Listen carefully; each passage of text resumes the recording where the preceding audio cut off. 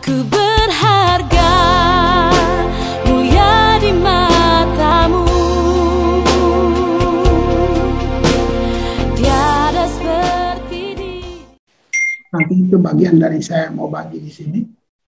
Tapi gini, kalau saudara suka literatur, gitu. Yang di Alkitab, wanita-wanita, saya ngambil yang lain. Mereka bukan cuma merubah keluarga mereka, tapi mereka merubah sejarah bangsa. Wah, itu luar biasa. Nah, persoalannya kita mesti temukan apa sih rahasianya kira-kira gitu ya? Apa sih rahasia? Setelah berjalan puluhan tahun, saya menyadari bahwa ketulusan saja belum cukup, gitu, belum cukup, gitu. Tapi Roma menulis, kamu tidak tahu bagaimana caranya berdoa. Kita Roma menulis, Roh Kuduslah yang memimpin kamu dalam berdoa.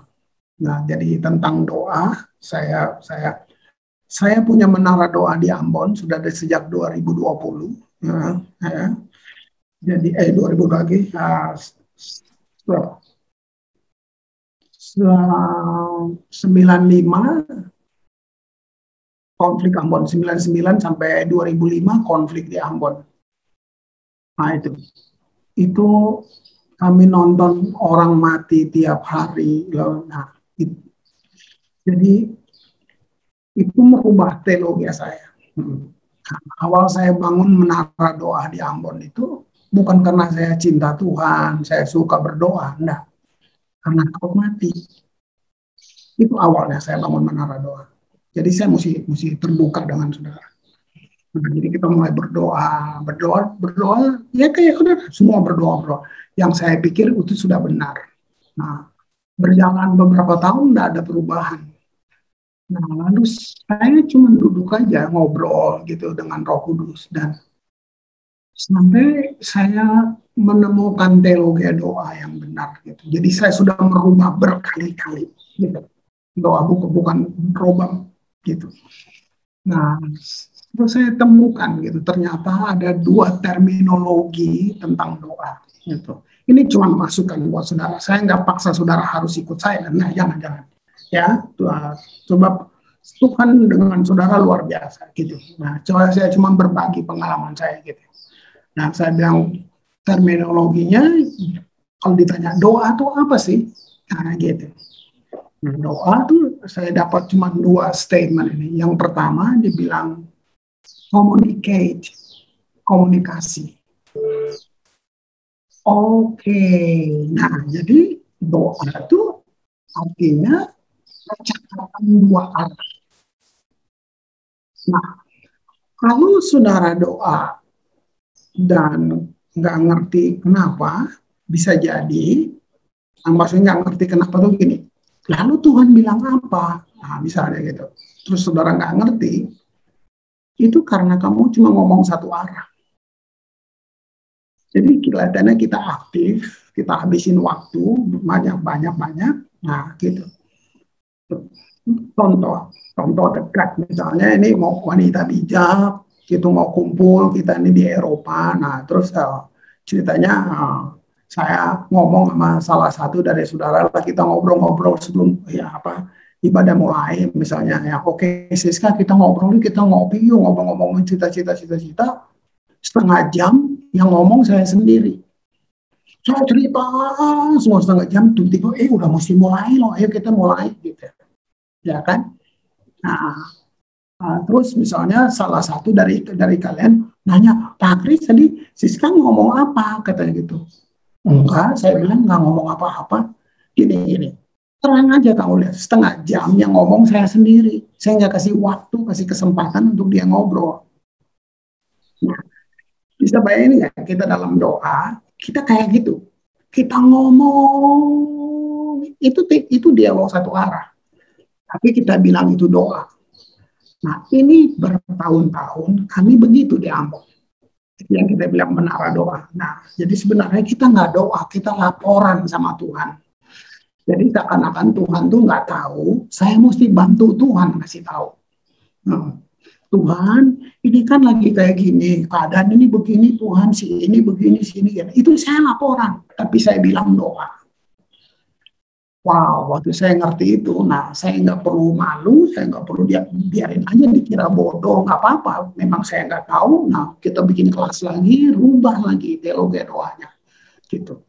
Nah, yang kedua, kalau tadi dibilang communicate, yang kedua doa tuh dibilang gini, mencium wajah Tuhan. Oh, berarti doa itu intimasi, keintiman banget. Nah, gitu. Tadi saya tertarik, saudara, tutup dengan doa Bapa kami. Kalau saudara pelajari baik-baik, Kalau kamu suka literatur, studi, Yesus nggak pernah bilang murid-murid besok kumpul ada kelas doa. Nggak pernah. Nggak pernah. Jadi murid-murid nonton Yesus berdoa. Mereka lihat Yesus berdoa. Lalu mereka seperti gini, loh kok beda ya sama kita? Itu kan Matius 6 tadi. Lalu mereka datang, guru Tuhan Yesus, kira-kira itu. Ajarin dong kita doa. Nah, itu pertama. Tulisnya Matius 6 itu. Nah, kalau kalian senang belajar, nah di Matius 6 itu Yesus bilang begini. Nah, kalau kamu berdoa, itu ayat sebelumnya, kamu mesti baca. Jangan seperti orang munafik. Itu kenapa? Karena murid-murid ada dalam budaya Farisi, budaya Yahudi yang udah berabad-abad ya begitu hidupnya. Makanya saya bilang itu sistem agama. Gitu. Musuh dari Roh Kudus itu religion. Nah, murid-murid sudah terbentuk seperti itu. Ada dalam sistem agama. Nah, jadi kalau kalian lihat, wah. Nah, terus jadi orang munafik ternyata suka berdoa. Salah satu kesukaan orang munafik itu berdoa. Nanti baca di Matius 6. Nah, saya kembali merefleksi diri saya sendiri. Saya melihat, jadi kita perlu tanya, kalau kita berdoa tuh doa kita kira-kira ada dalam golongan mana? Golongan doa orang munafik atau doa yang mana? Nah, makanya tadi Yesus bilang gini ya, kalau kamu doa, kamu mulai dengan Bapakku yang ada di sorga, bla bla bla bla. Nah itu. Nah, tapi itu gereja jadikan itu kayak mantra. Akhirnya kita pakai itu. Nah, Oke, saya nggak bilang tentang salah dan benar. Saya sedang buka pengertian buat kita semua. Nah, berkali-kali saya bisa itu mungkin lebih dari 10 kali kami ganti teologi. Nah, saya berdoa, saya minta Tuhan tuntun saya. Nah, makanya saya bilang tulus saja tidak cukup. Saya mulai cari literatur doa, saya cari semuanya. Saudara tahu nggak? Saya sudah buat semua di Ambon yang dibilang prophetic action, spiritual mapping. Udah, Ambon tuh, saudara kamu lihat, itu konflik berdarah. Ya, kamu dengar bom kan di film. Itu kalau kamu di Ambon waktu itu dengar bom, kalau bom tuh jatuh kira-kira 100 meter dari rumahmu ikut bergetar. Itu Matius Markus hilang langsung dari kepala, nggak ingat dulu ayat apapun juga gitu. Makanya kita berdoa udah kayak ampun, udah teriak-teriak, marah-marah Tuhan, segala macam gitu. Gitu. Kita naik di menara, ada yang Tuhan, kami dengar ada yang dipotong Tuhan di sini. Nah, nanti teman yang di sebelah jawab, benar Tuhan, saya yang lihat Tuhan, kakinya putus Tuhan, terus yang lain, itu doa kayak gitu. Nah, itu. Jadi itu terjadi natural gitu. Nah, sampai waktu saya mulai ngerti itu.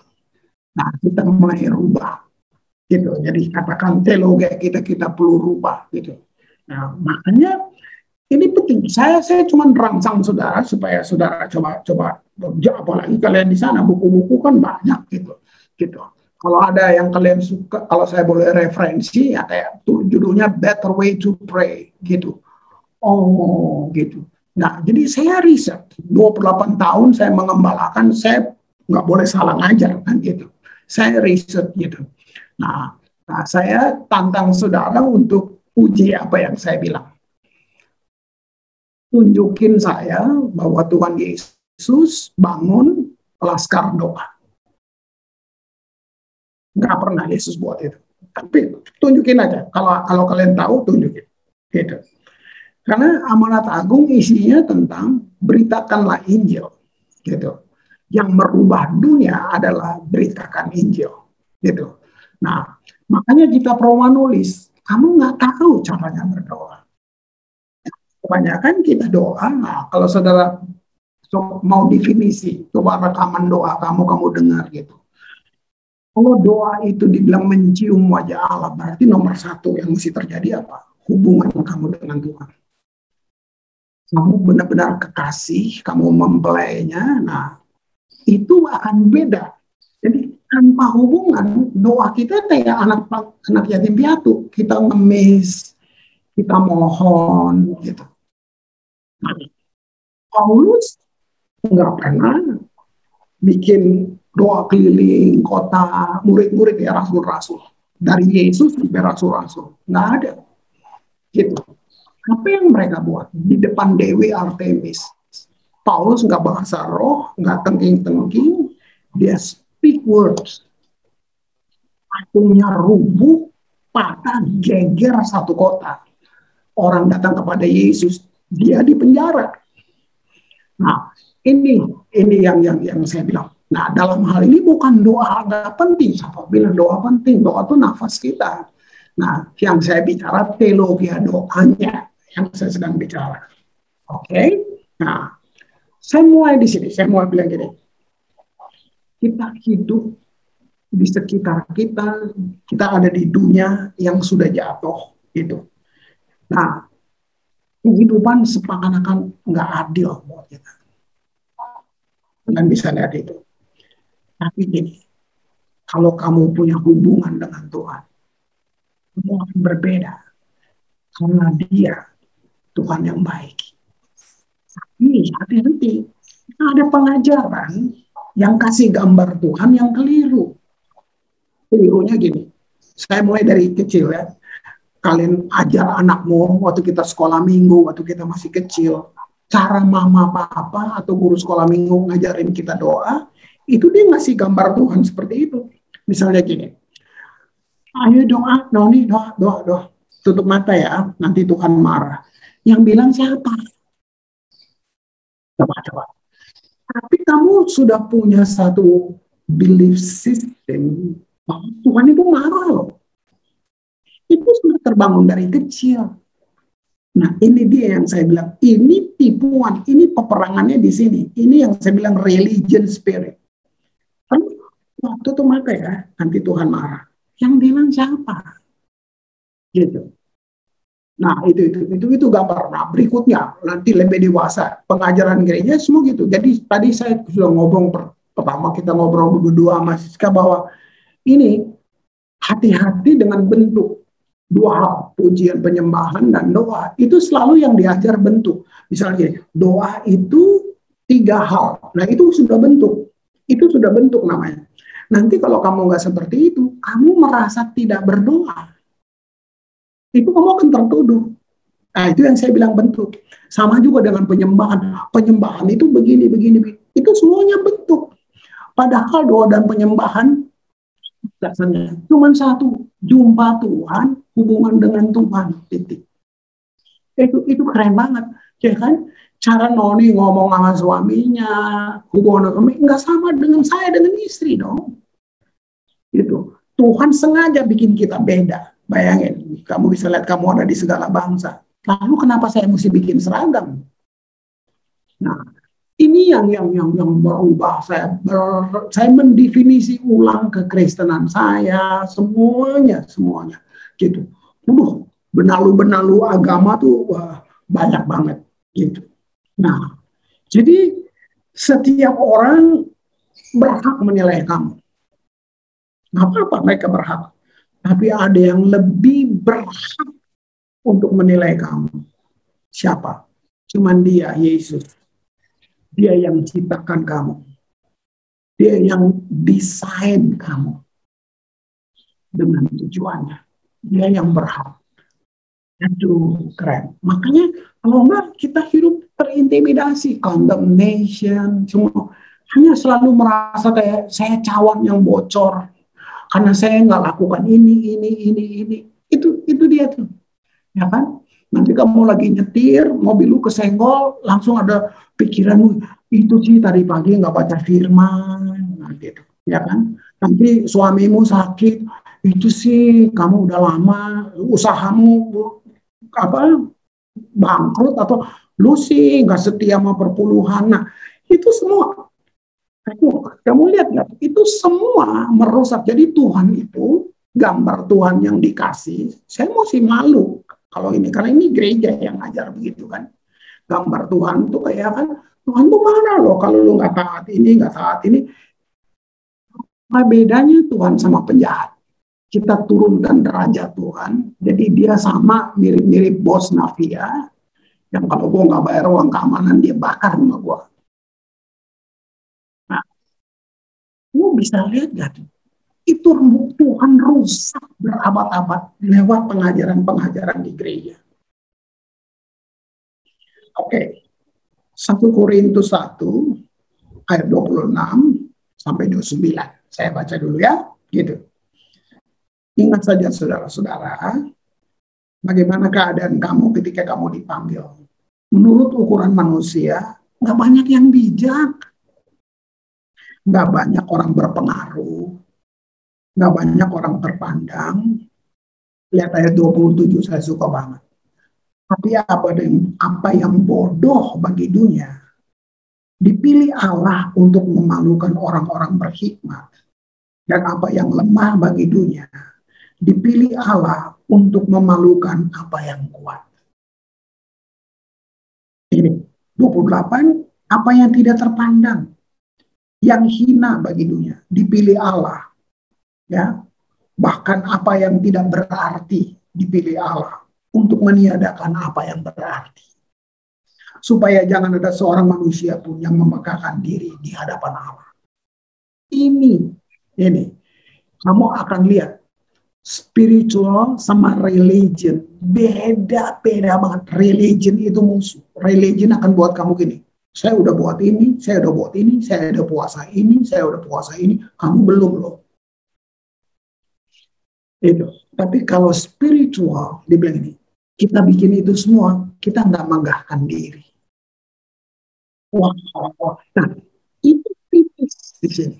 Ini di tapi religion itu musuh banget. Ahli Taurat kurang apa coba? Mereka nggak baca majalah, mereka nggak nonton film porno, mereka baca kitab Taurat, mereka baca. Tapi bagaimana Tuhan tolak mereka? Gitu. Nah, kenapa Tuhan memakai yang ditolak, yang diremehkan, gitu? Jawabannya sederhana tapi sangat dalam. Tuhan ingin mendapatkan semua kemuliaan. Bukan saya. Saya udah doa loh, kamu lihat nggak tuh? Makanya, gini, pernah ini zaman dulu banget lah, bukan dulu banget ya, masih masa itu. Teman-temanku datang lapor, wah kami doa loh buat presiden katanya, masih presiden yang dulu gitu. Oh ya, wah, dia nangis loh Chris, dia bilang gitu. Saya bilang gini, cuman gitu aja. Nanti kamu pulang, ada orang lain datang berdoa, dia nangis juga. Nanti paranormal datang, dia juga nangis. Nanti Pak ini, dia juga nangis. Gitu. Yang saya mau, kalau kamu habis doain dia, 1 bulan lagi keluar dekret presiden. Itu baru hebat loh. Nah, kalau cuma nangis mah, siapa aja dukun datang juga nangis. Gitu. Nah, ini kamu lihat ya, gitu. Ya. Jadi lihat 2 Korintus 4 ayat yang ke-7. Fakta ini kami punya dalam bejana tanah liat, supaya nyata bahwa kekuatan yang melimpah-limpah itu berasal dari Allah. Keren nggak? Semakin saudara spiritual, kita nggak bilang nilai uang dong, gitu. Makanya saya suka bercanda gitu sama teman-teman. Oh, kamu udah puasa? Kamu puasa apa? Oh, kita lagi program puasa Esther, kan? Oh, kita Daniel. Oh, gitu. Saya nggak mau kalah. Oh, saya Nabukadnezar. Jadi gitu. Kayak gitu. Nah, jadi mari lihat saudara, ya. Ketika kamu sudah kehilangan harapan, saya kasih tahu, terhadap apa saja di dunia ini, bahkan kamu merasa sama sekali nggak berharga, putus asa, saya mau kasih tahu, Tuhan nggak tinggalin kamu. Waktu saya nemukan ini nggak seketika, saudara. Gini, kasih itu bukan sifat. Wah, Tuhan itu sifatnya kasih. Itu kamu cacat ngomong begitu. Tuhan itu adalah kasih. Jadi kasih itu person. Nah makanya gini, hanya karena kalau kamu nggak berdoa, kan kita dibilang gini, makanya Tuhan marah kamu, itu lu dengar dari siapa? Kenapa lu percaya omongan kayak gitu? Tuhan hanya karena kamu buat salah, terus dia berhenti mengasihi kamu. Seandainya Tuhan berhenti mengasihi kamu 5 menit, artinya dia berhenti jadi Tuhan 5 menit.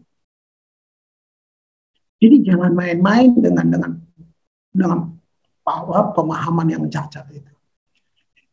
Kamu yang berhenti mengasihi Tuhan, Tuhan tidak bisa berhenti mengasihi. Misalnya gini, kamu bikin dosa, di otak kamu gini, Tuhan marah. Enggak, kamu yang keluar dari dia. Dia nggak bisa berhenti mengasihi kamu.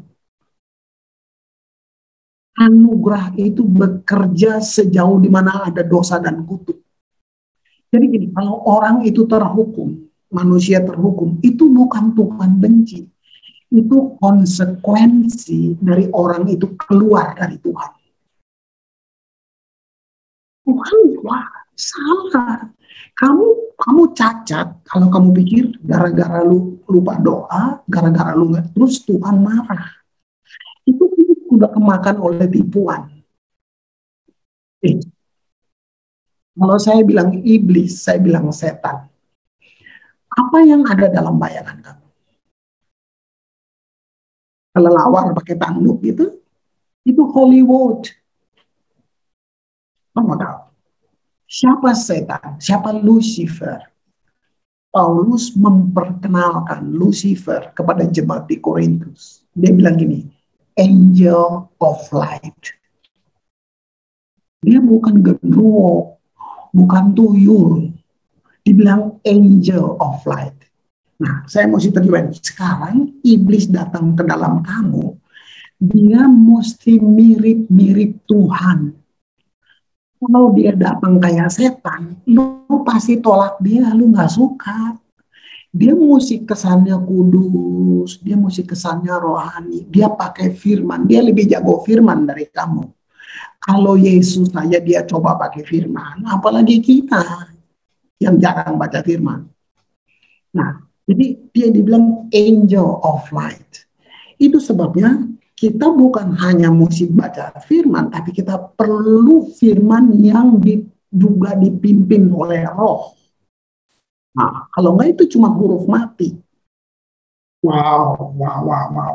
Ya, ini luar biasa bahwa kamu bisa lihat bagaimana Tuhan nggak berubah. Kita yang berubah. Gitu. Wow. Jadi, saya pilih kata ini. Jadi gimana dong supaya kita hidup dalam hadirat Tuhan? Ini kan istilah-istilah GBI, gereja kayak gitu kan. Hidup dalam hadirat Tuhan, gitu. Nah, kalau kita bilang doa 24 jam, menara doa saya 24 jam. Sekarang berhenti. COVID. Gimana? Terus Tuhan marah. Coba lihat. Gimana? Menurut kamu salah kayak itu? No. Nah, sekarang saya tanya, bagaimana hidup dalam hadirat Tuhan menurut kamu? Saya coba. Bisa nggak kamu sambil masak, kamu berdoa? Kan ingat kata tadi, communicate, komunikasi. Iya dong. Tahu sebelum saya masuk Zoom ini, udah dari 2 jam lalu saya duduk di sofa, cuma ngobrol aja sama Tuhan. Ngobrol, ngobrol. Gitu. Saya kaget bangun malam, cuma, Papi, kadang-kadang Bang, Christ in me, the hope of glory. Communicate. Nah, bisa nggak lagi nyetir, kamu di kantor berdoa? Bisa dong. Aku tutup mata, nabrak lo nanti. Nah, ini yang saya maksud. Jadi sekarang jawabannya gini, apa itu hidup dalam hadirat Tuhan? Jawabannya, menyadari Tuhan 24 jam. Itu hidup dalam hadirat Tuhan. Oh, saya 3 jam berdoa. Lalu yang 22 jam ngapain? Itu yang saya bilang kita terjebak. Padahal yang dibilang hidup dalam hadirat Tuhan, menyadari Tuhan 24 jam.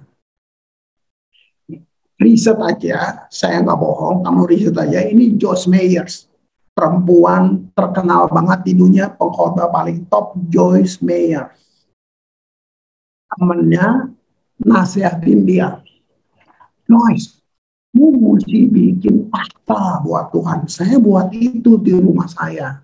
Saya buat takhta, artinya gini, kayak kamu bikin ruangan, lalu kamu masuk berjam-jam. Saya tiap hari saya berdoa, apalagi Benny Hinn bilang saya berdoa 9 jam gitu-gitu. Nah, jadi kalau kamu cuma berdoa 1 jam, aduh, kamu rasanya belum kelas. Ini yang saya bilang tadi. Kamu terjebak dengan namanya bentuk itu tadi. Jadi Joyce Meyer bilang, oh ya, kamu bisa bikin gitu. Nah, dia bikin dong, dia ubah satu kamar di rumah, dia desain, dia semua, dia siap bahwa saya mau buat takhta untuk Tuhan. Lalu dia meeting dulu keluarga, dia bilang suami, anak-anaknya, mulai hari ini jangan ganggu mama dari jam sekian sampai jam sekian.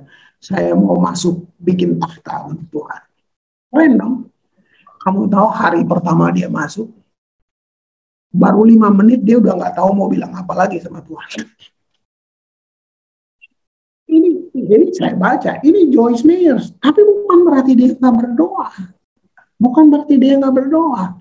Jadi gini, saya terpukul di mana? Satu kali saya baca firman begini, dia bilang gini, ada kesukaan di rumah doaku. Oh, jujur, kamu ada nggak kesukaan? Kalau ada, go, terus, keren. Tapi kalau adanya tekanan, takut nanti Tuhan marah. Kalau saya bilang gini, depend on God. Apa alasan kamu mau bergantung? Takut? Oh, kasih. Cinta. Penting. Sangat penting. Wah. Nah, saya pilih 2 perempuan di Alkitab yang saya bilang. Orang yang wow, tapi luar biasa. Saya sudah bilang, perempuan-perempuan yang even pelacur, mereka rubah sejarah bangsa. Udah kurang apa lagi. Nah, tapi kali ini saya pinjam 2 dulu. Kejadian 29, kita buka. Kejadian 29, kalian catat, nanti saya yang baca.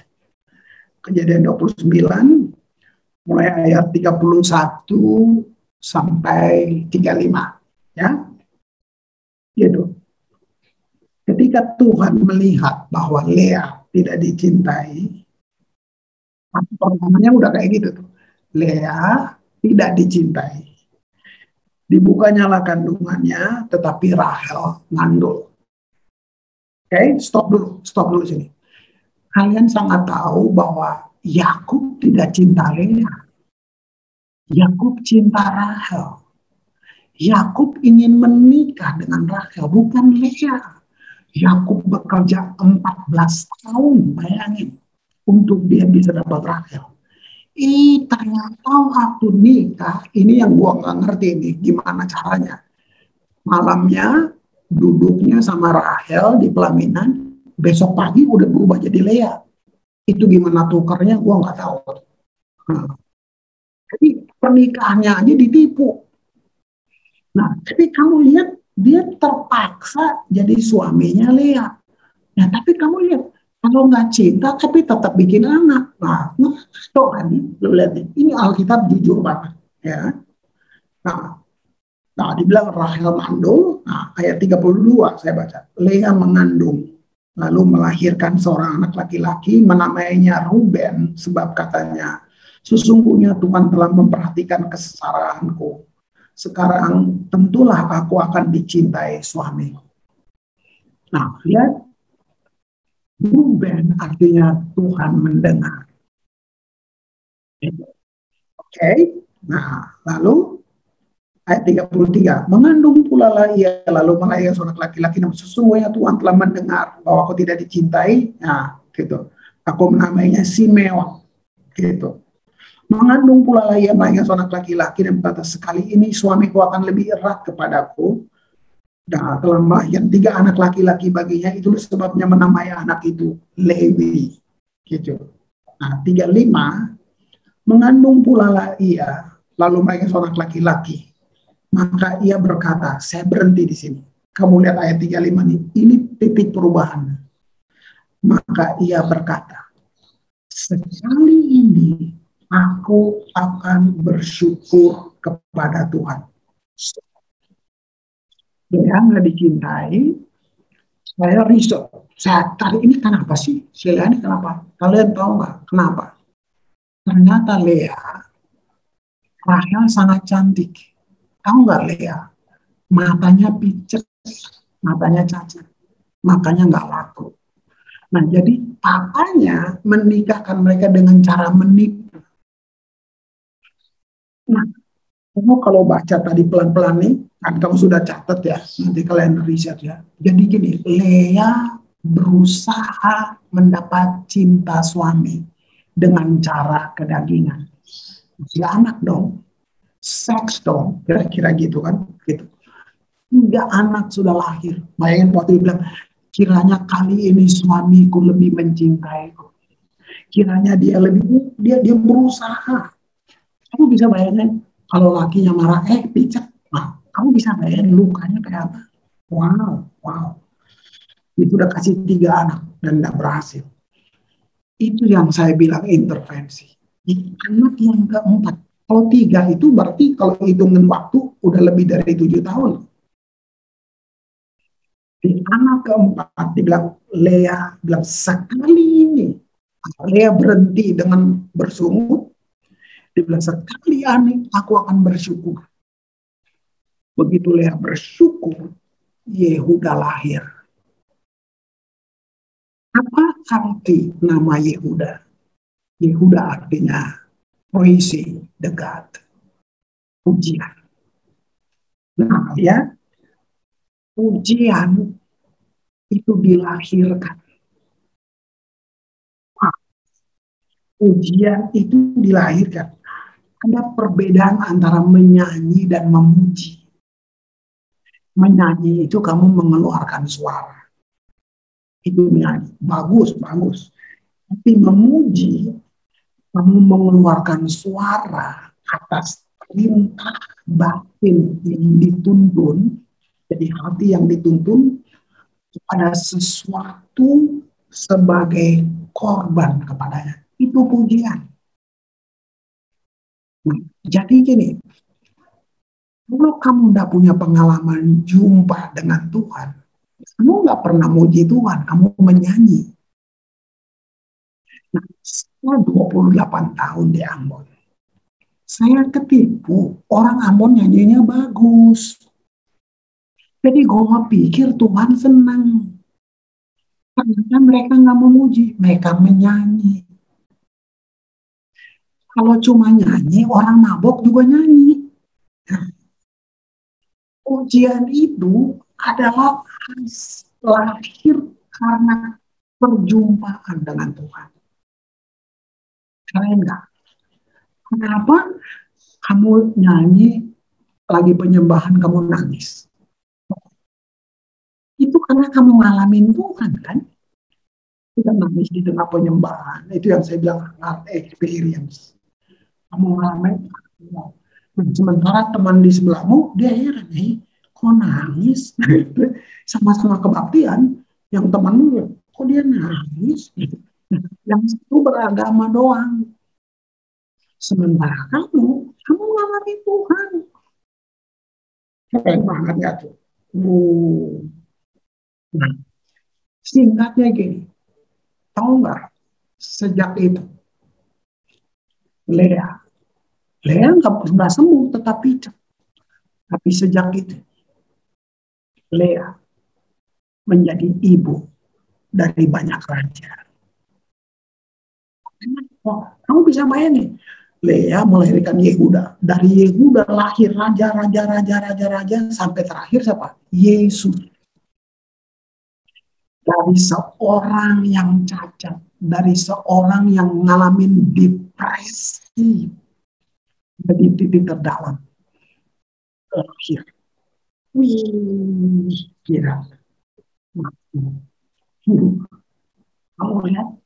Nah, karena ini kalian kelasnya tentang penyembahan, mari ini hanya tentang Yehuda ya. Lihat Mazmur 76 ayat 2. Ya, Allah terkenal di Yehuda. Itu kata pertama.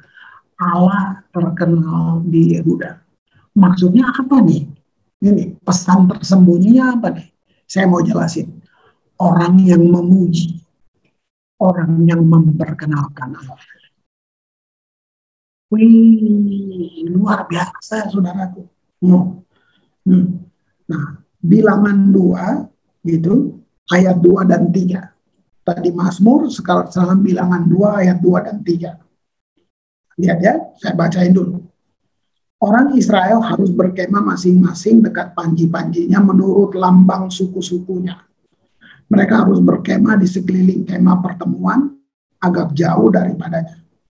Ayat 3, yang berkemah di sebelah timur dekat panji-panjinya ialah Laskar Yehuda menurut pasukan-pasukan mereka. Apa ini? Nah, saya jelasin. Kemah ini gini. Jadi kalau misalnya Israel lagi jalan, terus tiba-tiba awan berhenti. Nah, itu semua mesti berhenti. Itu 2 juta orang, saudara. Nggak sedikit. Itu berhenti, terus bait Allah tuh kemah dibangun. Nah, itu semua 12 suku ini nggak bisa rebutan posisi. Gue mau di sebelah kiri, nggak bisa. Itu ditunjuk. Jadi Musa itu karunia nabinya loh. Oke, siapa yang di sini, siapa sini, Naftali di mana, Ruben di mana, Simeon di mana, itu lokasinya semua ditunjuk, nggak boleh milih. Nah, sebelah timur tuh apa? Kemah suci hanya 1 pintu masuk, yaitu timur. Nah, lalu tadi kamu baca dalam bilangan masing-masing menurut panjinya. Itu kan, jadi yang itu ditunjuk, nggak boleh sembarangan. Nah, ayat 3 bilang ini, yang di sebelah timur dekat panji-panjinya itu Yehuda. Nah, dengar, tadi Yehuda tuh artinya pujian. Nah, pintu masuk bait Allah tuh cuma 1 di timur. Artinya gini kalau saya mau terjemahin. Pujian selalu ada di pintu hatinya. Aduh, orang yang memuji, orang yang ada di pintu hatinya Allah. Saudara, indah banget ya tuh.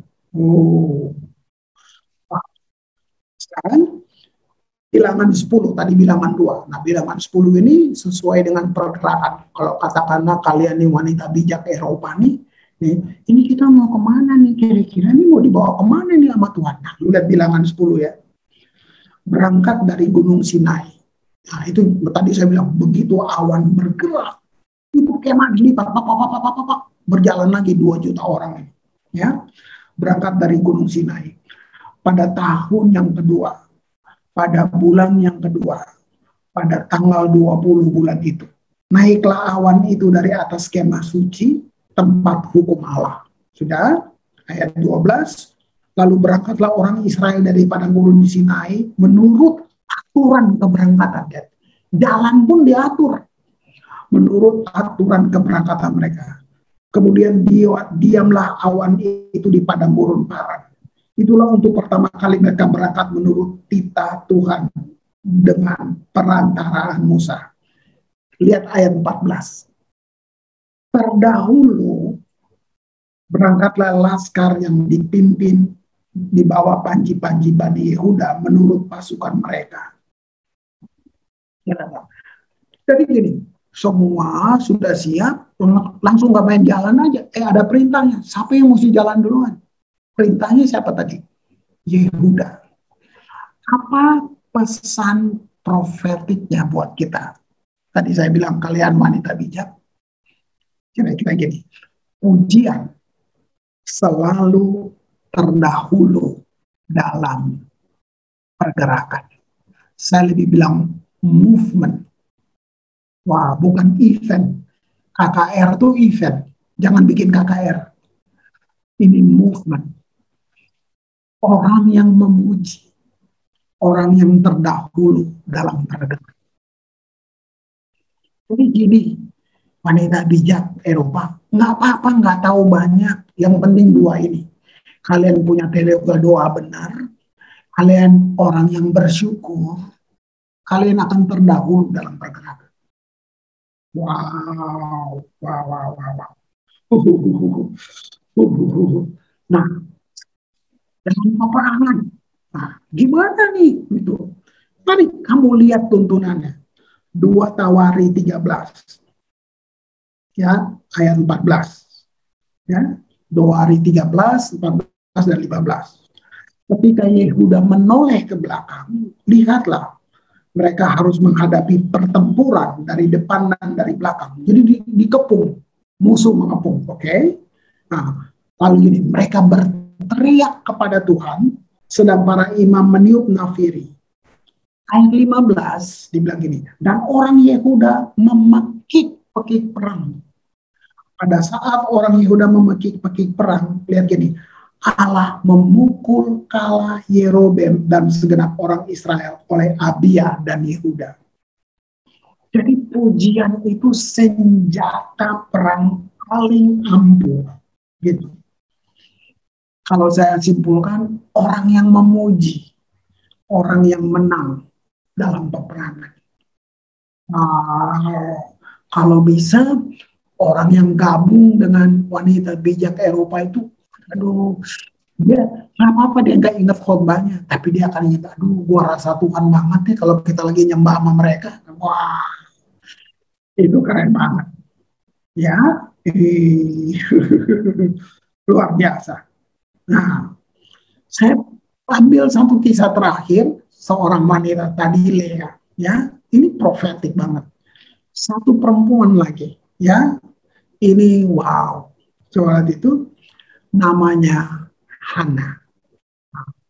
Oke, saya ajak kita baca 1 Samuel 3, 1 Samuel 3 ayat 1, saya baca. Oke, Samuel yang muda itu menjadi pelayan Tuhan di bawah pengawasan Eli. Pada masa itu firman Tuhan jarang. Oke.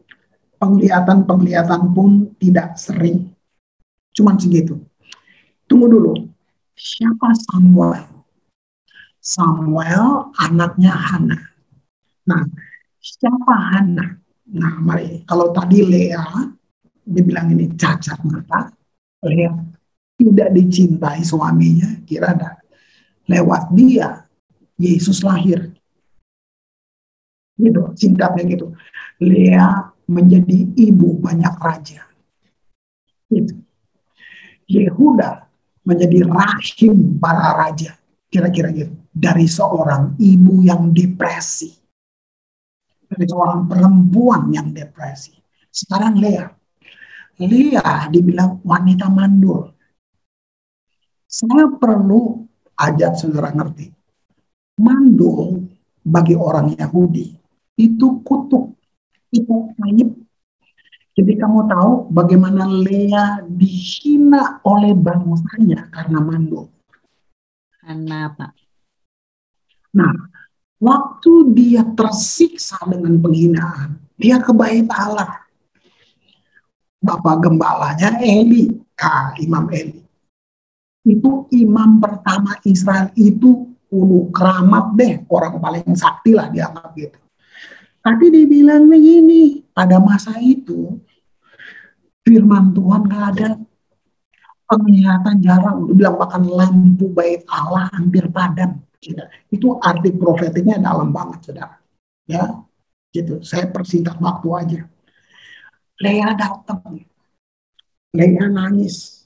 Si Hana, bukan Lea, Hana. Ya, nah keinginan Hana cuman kepengen punya anak supaya nggak dikutuk. Karena dia cuma lebih dari sekedar beban seorang ibu gitu. Bayangin keluarganya kutuk, bangsanya ngutuk, mandul. Mandul tuh artinya gini, tidak produktif. Mungkin kamu seperti itu. Kepala itu.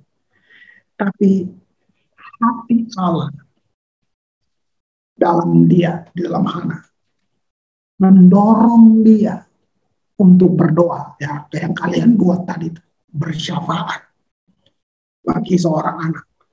Hana doanya nggak elegan kayak pendeta-pendeta top di mimbar gitu yang bahasanya enggak. Hana berdoa kayak penghoda-penghoda yang budi bahasanya sangat halus. Dia nggak elegan gitu. Kata-kata Hana dalam doanya bahkan sama Imam Eli. Kamu kalau baca itu, Eli datengin dia waktu Hana sedang nangis. Kenapa? Kamu mabok. Bayangin kalau bapak gembala kamu, lah kamu lagi nangis, tuh dia nanya gitu. Kira-kira lu mau balik lagi nggak ke gereja itu? Nah, kamu dengar ya, saya lihat di sini. Nanti di situ kalau kamu baca bilang lalu sujudlah Hana menyembah. Wow, nah, cuma minta anak, Tuhan kasih gua anak. Gua udah capek Tuhan, dihina-hina, dikutuk. Tahu nggak? Dia minta anak. Tuhan kasih nabi. Lahir Samuel.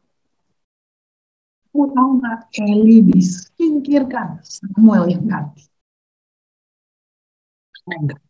Dari seorang ibu yang mandul. Dari Samuel, dua raja dibangun. Makanya tadi saya ngobrol dari depan waktu saya ngomong tadi, kamu bisa lihat ya, perempuan ini bukan cuma rubah keluarganya, dia rubah sejarah bangsanya. Wow. Aduh. Dengar, saya tutup dengan ini. Seringkali Tuhan pakai kita yang mandul untuk melahirkan karunia-karunia terbesar.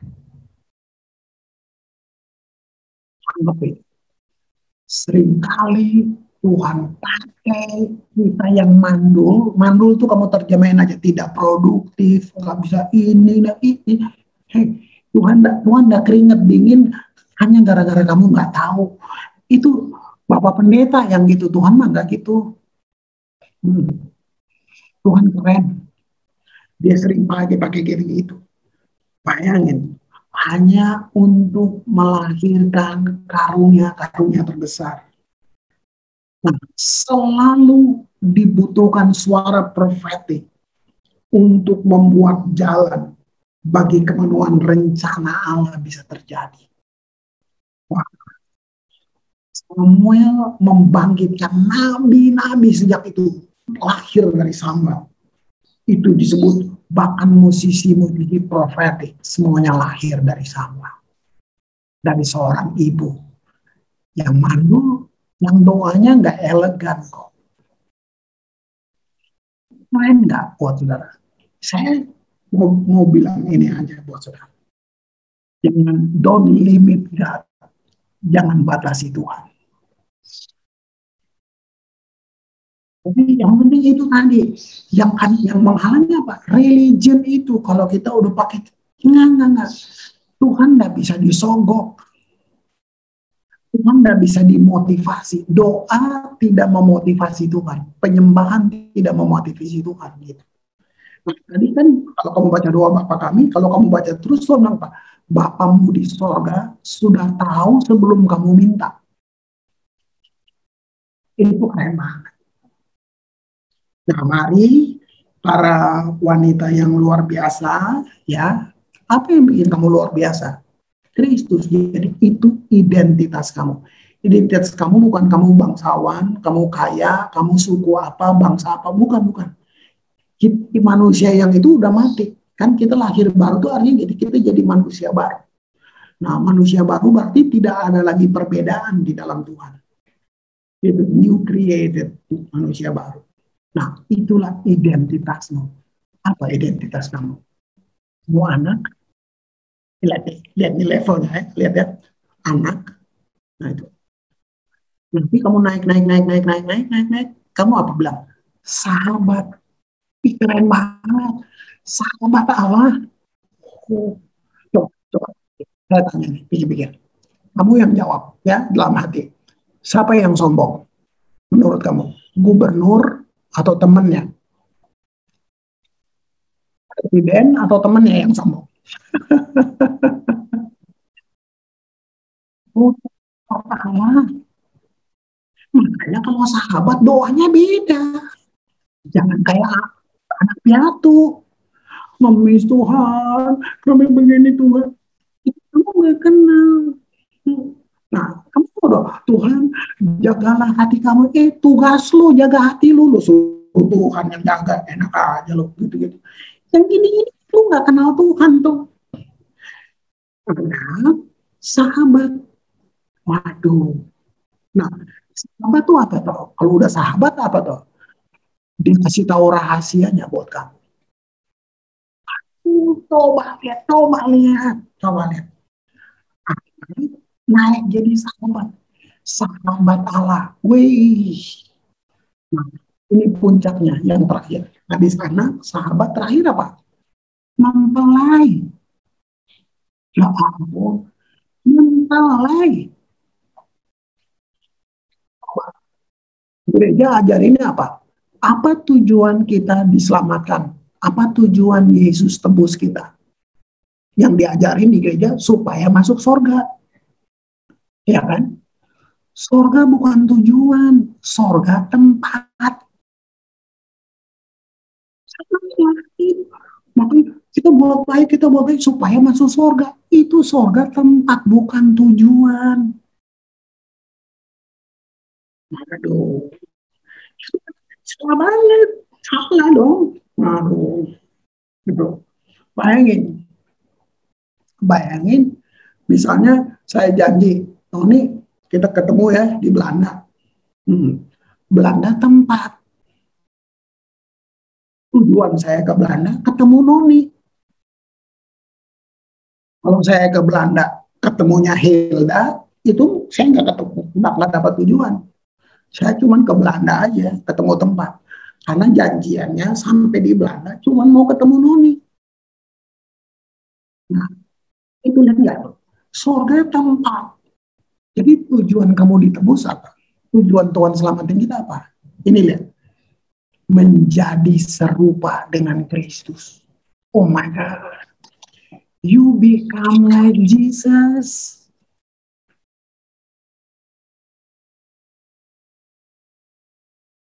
Makanya lihat. Anak, sahabat, mempelai. Amin. Tuhan berkati. Oke, Noni.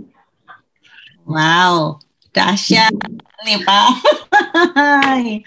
Ini pengertian baru yang kita dapat ya. Jadi kalau nanti next minggu depan kita mau belajar mempersembahkan hidup 24 jam buat Tuhan itu, yang wanita beribadah itu yang saya catat itu, Kita itu harus menyadari selama 24 jam itu tuh kita bersama-sama dengan Tuhan. Oh, dahsyat banget.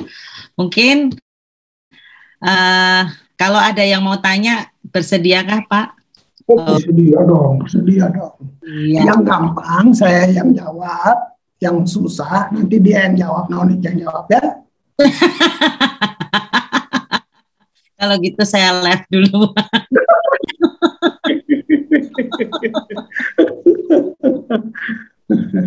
Aduh, thank you banget. Ini, aduh, kayak reuni yang udah 1 tahun ya Pak Grace nggak ketemu ya sejak saya pindah ke Iya, Belanda. aduh. Sampai saya hari ini ada di sini, ini salah satu doa-doa dari Pak Kris yang waktu saya ngobrol tadi beliau malah udah lupa. Oh ya, emang begitu? Udah lupa. Mungkin ibu-ibu ada yang mau tanya dulu? Saya. Oke. Maaf. Dengan siapa ya? Ibu Tina Silvana. Ya. Tadi kebetulan internetnya terganggu. Pada saat yang sama selalu itu sebelum doa untuk menjadi sahabat dan mempelai, sebelumnya apa ya Pak ya? Nggak kedengaran. Anak. Oh, anak. Oke. Terima kasih. Iya. Saya ingin bertanya Pak. Ya. Sama-sama Ambon ini Pak. Tertarik sekali bahwa kita seringkali salah kaprah ya istilahnya. Ya. Kita selalu menyangka bahwa kita itu berdoa tujuannya itu ke surga. Ya. Kita pikir surga itu tujuan akhir, ternyata kita salah gitu loh Pak. Nah, bagaimana caranya kita supaya mengubah interpretasi kita tentang surga itu kepada banyak orang ya, khususnya kita wanita ya, ibu-ibu gitu loh Pak, yang istilahnya masih belajar. Terima kasih. Ya, betul, itu kan tempat. Jadi kita akan ke sana, tapi itu tempat. Coba ke surga tapi nggak ketemu Yesus, ngapain? Ya kan? Jadi kita akan ke sana gitu. Tapi coba kalau baca Alkitab, terus kita ngapain? Ada tugas memerintah bersama Dia. Jadi makanya dibikin bumi baru. Itu kan ada langit baru, bumi baru, gitu kan? Itu baca di Wahyu. Itu apa? Nanti kita semua. Jadi kita nih naik kita ke surga, itu udah nggak tahu tuh rahasia kemuliaan yang gitu. Tapi akhirnya kita akan lebih dari Adam gitu. Makanya dia bilang dibuat lagi langit baru dan bumi baru. Kira nggak tuh? Itu untuk siapa? Coba untuk kita kan? Jangan nggak tuh? Lalu kita ngapain? You become like Jesus. Wih, keren banget. Gitu. Kita lebih gini loh, malaikat cuman makhluk kudus. Malaikat tidak segambar dengan Bapa. Kita segambar dengan Bapa di surga. Itu Alkitab bilang. Malaikat nggak boleh panggil Tuhan Bapa. Mereka hanya makhluk kudus.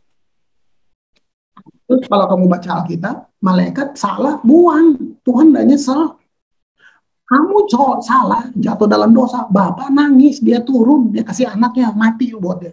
Jadi, wow. Jadi gini ya, Yesus bukan mati untuk Kris Manusama. Pelan-pelan ya. Yesus mati sebagai Kris. Ampun, saya ngerti ini Tuhan Yesus. Nggak usah disuruh deh, gue nyembah deh. Keren banget nggak? Yesus bukan mati untuk Kris, tapi dia mati sebagai Kris. Wow. Jadi gini, lu mahal banget. Aduh, gua nggak ngerti itu. Segitunya Tuhan sama manusia, coba. Enggak tuh. Wih. Ya. Makanya gini, kamu menyembah bukan karena takut, karena kira kuat dibikin segambar sama dia. Nah, itu kayak waduh. Enggak kan? Itu keren banget.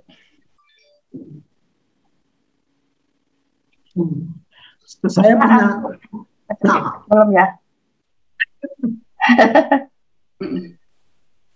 Sampai terpesona si Ibu Evitanya, Pak. Ya. Ya, mau baca mau nanya? Iya, aku mau nanya nih. Aku mau nanya sedikit nih, Pak Kris. Aku juga sering ya dengerin YouTube-nya Bapak.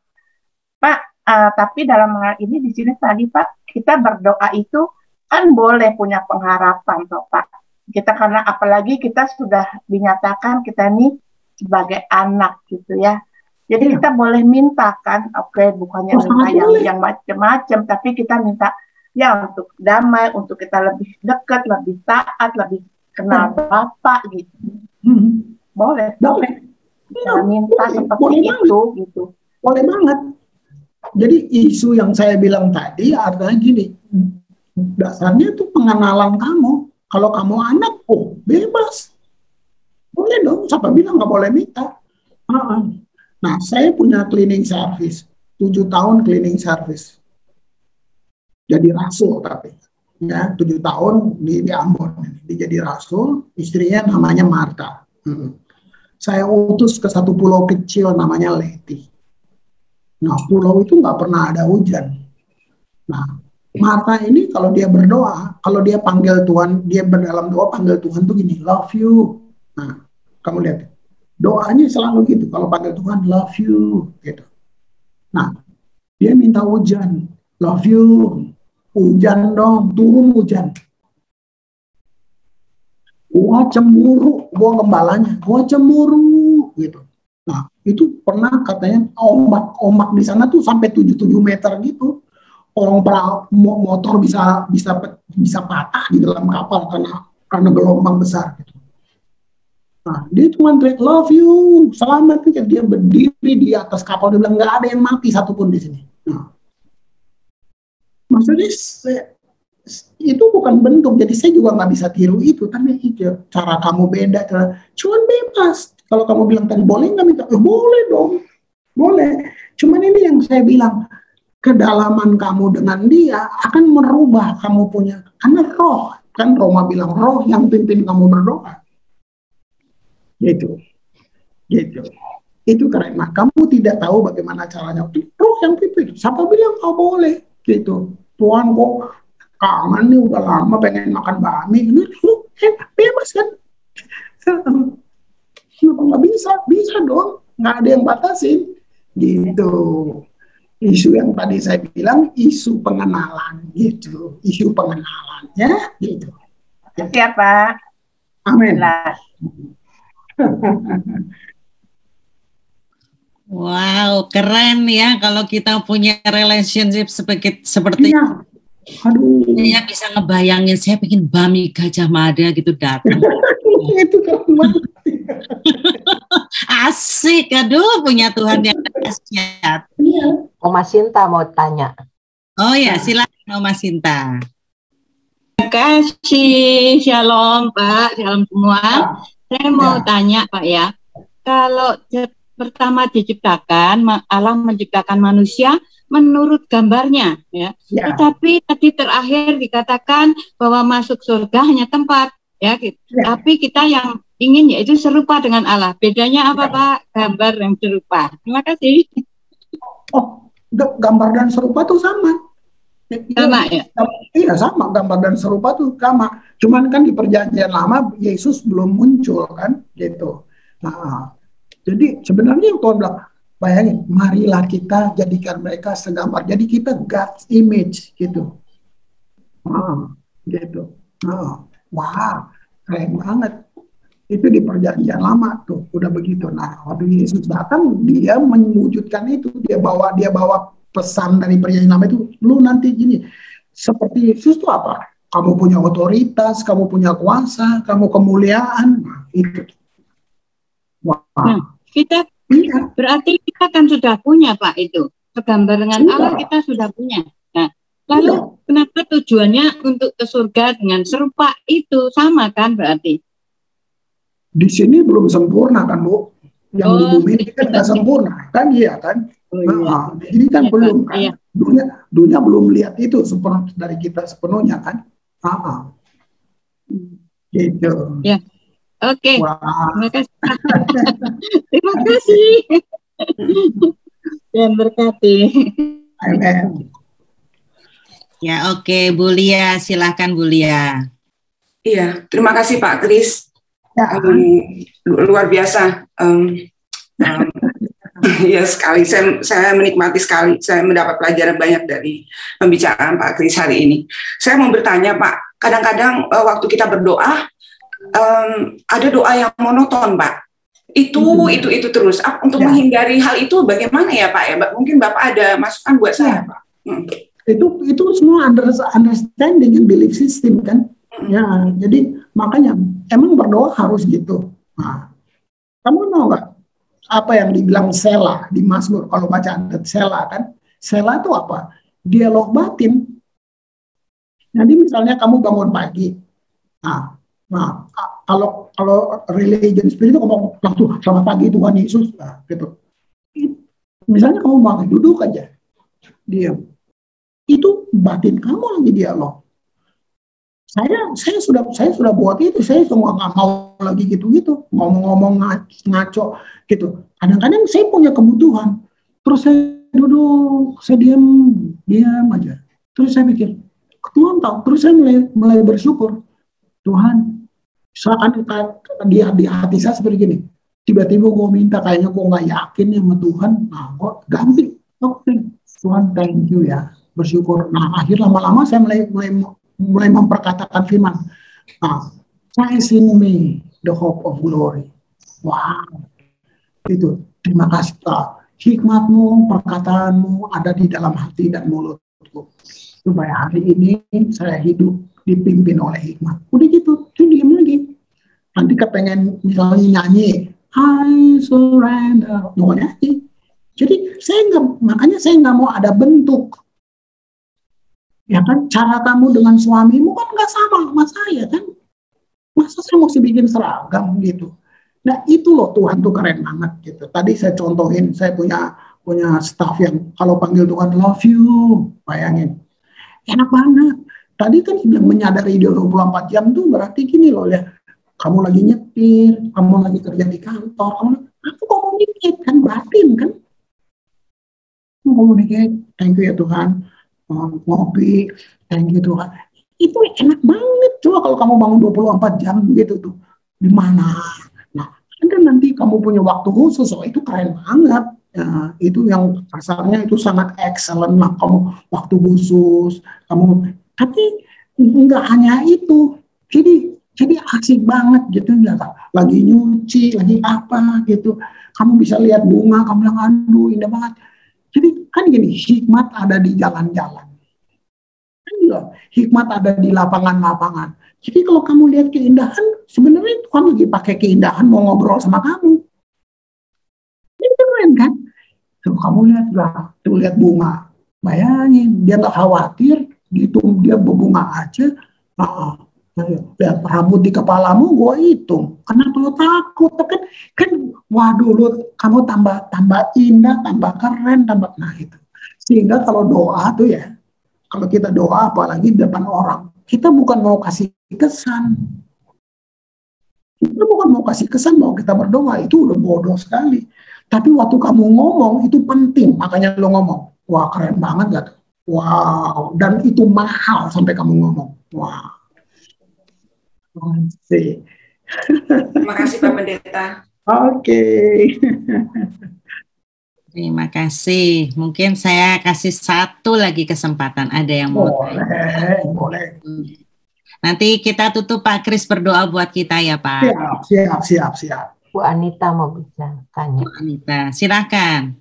Saya nggak kelihatan. Anita siapa ini? Anita Konif Bu. Oh ya silakan. Ya saya kurang pandai bikin pertanyaannya Pak. Cuman mau saya tanya, kan dibilang jadi mempelai wanita itu tujuan akhir kita. Yang mau saya tanyakan, kapan kita yang menjadi anak itu menjadi ahli waris Pak? Iya, kan kita anak ahli waris memang. Iya. Nah, terus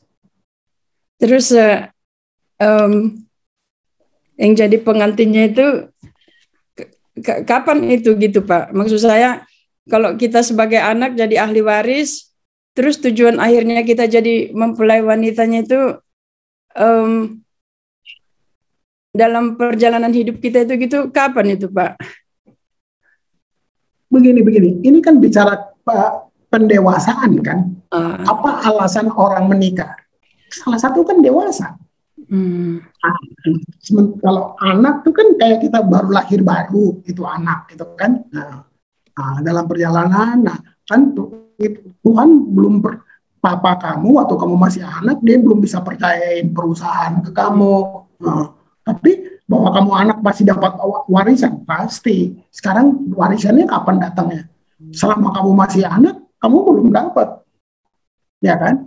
Nah, waktu kamu jadi sahabat, nah di situ rahasia kamu tahu. Dia nggak kasih tahu sembarang orang. Nah, kalau mempelai, wah itu udah the whole things, itu udah semuanya. Gitu. Ya, ini cuma tentang bicara alasan menikah kan cuma dewasa, nggak ada mungkin pengantin anak-anak gitu. Iya Pak, jelas Pak, jelas sekali Pak. Terima kasih. Oke, wow. Sebenarnya intinya jadinya kita memasuki jenjang-jenjang, kayak dari SD sampai universitas gitu ya Pak ya. Itu.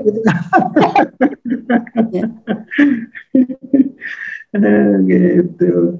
Jadi dewasa secara spiritual nggak ada hubungan dengan umur sih. Ya, saya bisa bertumbuh secara usia, tapi saya childish secara spiritual gitu. Nah itu yang bikin kita ketipu kan di gereja. Ini udah tua kok masih begini sih? Ya iya, dia cuma bertumbuh atau dewasa secara usia, tapi nggak secara spiritual. Gitu. Jadi enggak boleh jadi anak terus ya, nanti nggak dapat lah. Warisannya nggak dapat nanti. Ya, satu lagi ada Helen. Silakan Helen. Ibu, aku mau bertanya nih sama Pak Chris. Mungkin agak sedikit melenceng, tapi di awal-awal tadi saya mendengarkan bahwa banyak dari pastor atau pendeta yang pada akhir dari Alkitab itu pada diharafiahkan yang membuat pada akhirnya manusia itu sendiri menjadi masa Tuhan itu seperti itu, padahal Tuhan itu adalah kasih. Tadi Bapak sudah mengatakan seperti itu ya Pak.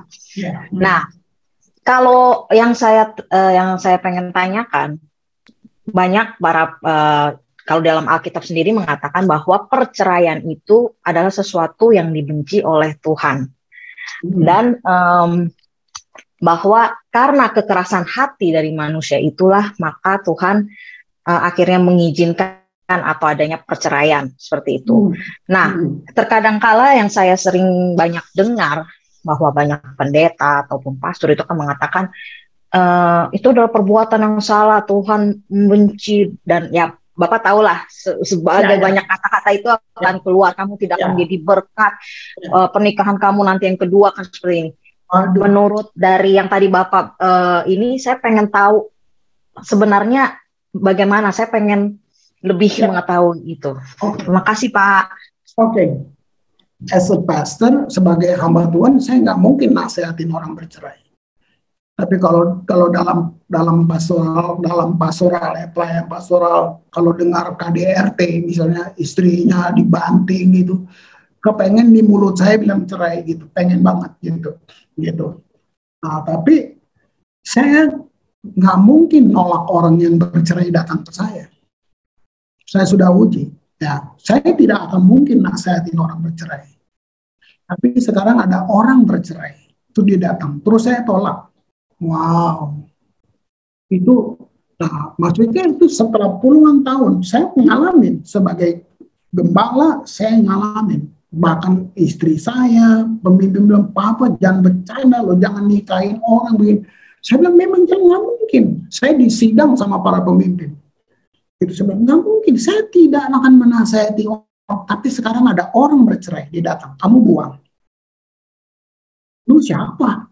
Nah itu wow, itu saya Saya nangis itu. Betul. Saya untuk dapat satu jawaban, saya minta Tuhan kasih saya literatur, saya cari semuanya, gitu.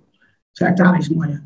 Nah, makanya untuk kalian yang berumah tangga ya, kalian yang dalam masalah gini, dengar saya bilang, kalian nggak butuh nasihat, kalian tahu, kalian butuh apa? Keajaiban. Yang lu udah tahu kok, lu tahu firman bilang iya, tapi sekarang lu yang ngalamin, berat banget. Apa yang kamu butuh? Keajaiban. Kita siapa bisa rubah orang? Saya siapa bisa rubah? Cuman Yesus yang bisa rubah kamu, bukan suami kamu. Kamu juga nggak bisa rubah suami kamu, cuman Tuhan. Jadi berarti yang kita butuh keajaiban. Nah, inilah kita aduh, penghakiman tuh bukan hak saya gitu. Saya bersedia makanya saya bilang, saya nggak mungkin anjurin orang bercerai, itu nggak mungkin. Tapi sekarang ada orang bercerai datang. Oke, udahlah. Lu riset, lu cari di Google, cari Kathryn Kuhlman. Ayo, itu kan perceraian. Dia salah nikah loh. Ayo. Begitu dia ngerti semua, dia pisahin suami dia suruh suaminya pergi. Kamu bayangin, saya baca itu cuma Kathryn Kuhlman, kau bayangin. Kathryn Kuhlman nggak pernah tumpang tangan sama orang. Orang di luar gedung langsung sembuh. Dia lagi nyanyi di dalam gedung. Kathryn Kuhlman.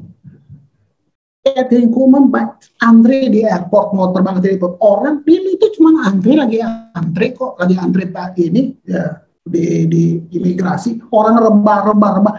Tapi loh, kok nggak ngerti, kok nggak bikin apa-apa, gue doa aja, enggak, kayak gitu.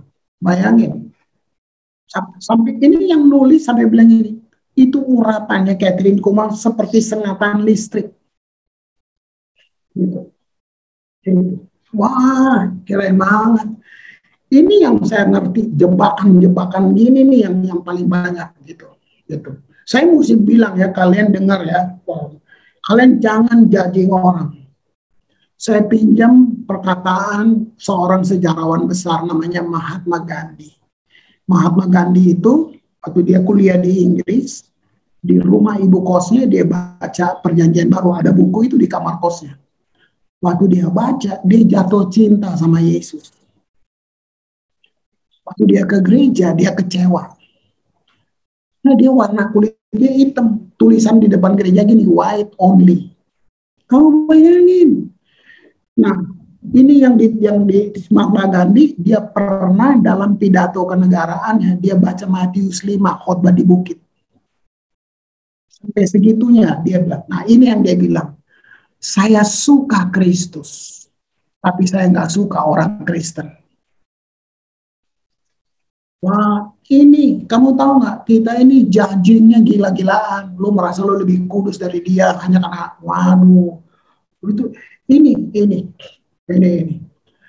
ngeri banget. Kamu tahu sekarang di Papua si Jim Jones lagi bawa persekutuan pelacur. Bayangin. Cuma gua rasa gua kafir deh kalau dengar mereka. Bayangin. Tuhan tuh yang dibilang makanya dosa itu sebesar alam semesta. Si Allah lebih besar dari alam semesta. Wah, ya. Waduh, itu yang saya hati-hati dengan satu ini. Tuhan indah sekali. Kamu itu Kathryn Kuhlman bikin buat tercengang. Sampai dia mati, dari rumah sampai di kuburan bau ros, bau mawar, bayangin. Itu, gitu. Bayangin. Ini orang berdosa. Udah, dia salah kawin. Dia cerai. Bayangin. Makanya, waduh, buat saya penghakiman hak Tuhan, bukan orang. Nah, kamu gampang, giliran kamu yang ngalamin yang bayangin. Waduh, makanya ya, kalau kamu susah, saudara kandung juga tinggalin kamu, teman-teman lo tinggalin lo. Begitu lo kaya, saudara mendadak banyak banget. Semua mau ngaku saudara sama lo, gitu bayangin. Apalagi kira-kira? Cukup menjawab semuanya Pak Kris. Intinya kalau kita menyadari Tuhan 24 jam itu, pasti penghakiman itu juga tidak ada di kita. Karena Tuhan ada di kita, jadi kita harus diingetin gitu. Hey, penghakiman itu milikku.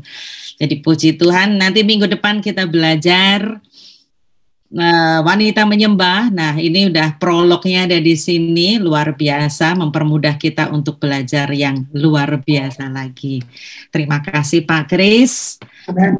Waktunya yang luar biasa, kami sangat diberkati. Tapi sebelumnya saya memperkenalkan kan Pak Kris yang dulu doain saya sampai saya di dan saya bertahan saya pada. Mau tanya ya. Boleh. Ini siapa ya? Boleh Pak. Saya Maria Elizabeth. Oke, ya satu ya. Ya. Tutup ya karena udah hampir jam 11 ya. Kalau Bapak bilang katanya kalau ini cerai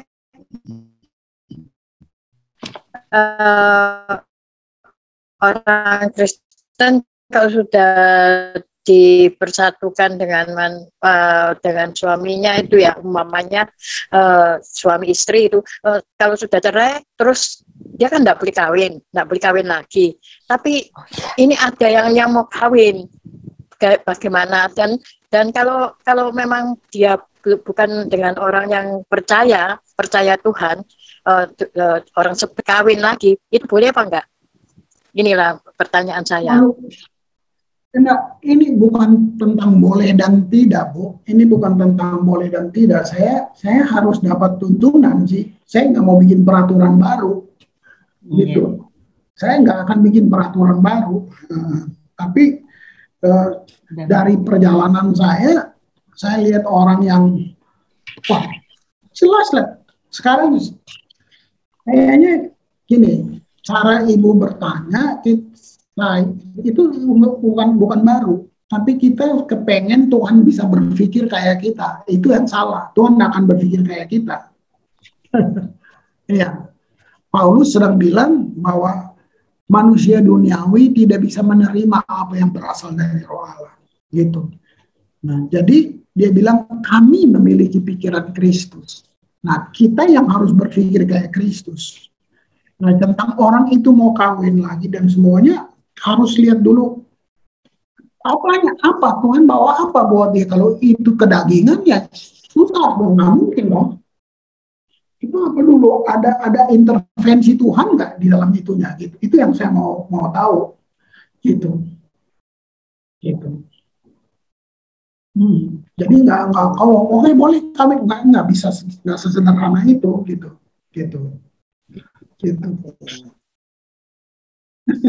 Ya Pak, terima kasih. Mungkin nggak puas, tapi itu yang bisa saya jawab kira-kira. Oke. Terlalu melebar ya, pertanyaannya sudah cukup dulu.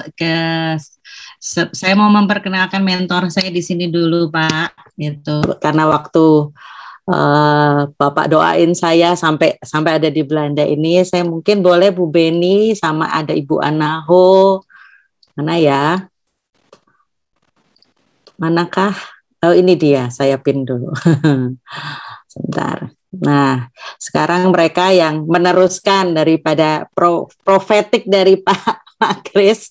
Sekarang Bu Beni yang jadi ibu rohani saya di sini, Pak.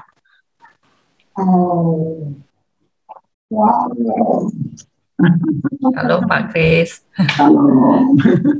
Ibu Anaho, mana Ibu Anaho? Kok saya tadi lihat nggak ada ya? Saya bantu cari ya, sebentar saya. Oke. Keluar ya? Apa udah keluar ya? Kok nggak ada ya? Saya nggak kelihatan. Nggak ada Pak. Iya, sudah keluar. Oh udah nggak? Iya. Nah Bu Anaho itu temennya Ibu Yoti. Oke. Iya. Oke. Sekali lagi thank you banget Pak Kris sudah memberkati kami komunitas wanita bijak di Eropa. Saya percaya dengan kehadiran Pak Kris hari ini memperlengkapi kita semua untuk lebih lagi menjadi orang yang berkenan di hadapan Tuhan. Sebelumnya saya minta Pak Kris berdoa buat kami, Pak. Oke. Mari kita berdoa. Bapa, hamba berhenti berbicara, tapi Engkau tidak berhenti berbicara buat kami dengan cara yang kami bisa mengerti. Tuhan, apapun kondisi kita dalam keadaan paling depresi sekalipun, Tuhan, Engkau sayang semua kami melebihi siapapun yang bisa bilang sayang buat kami. Sebab itu kami mengakhiri pertemuan ini, tetapi Tuhan tidak berakhir dengan kami. Kembalilah dalam semua aktivitasmu, komitmenmu dengan Tuhan. Ketahui bahwa Tuhan itu baik. Tuhan memberkati engkau dan melindungi engkau. Tuhan menyinari engkau dengan wajahnya dan memberi engkau kasih karunia. Tuhan menghadapkan wajahnya kepadamu dan memberi engkau damai sejahtera yang melampaui segala akal. Kasih, anugerah, limpah rahmat dari Tuhan kita Yesus Kristus, persekutuan yang indah dengan Roh Kudus mengawali setiap langkahmu keluar masukmu mulai hari ini sampai kekal selama-lamanya. Amin. Amin. Wow, terima kasih.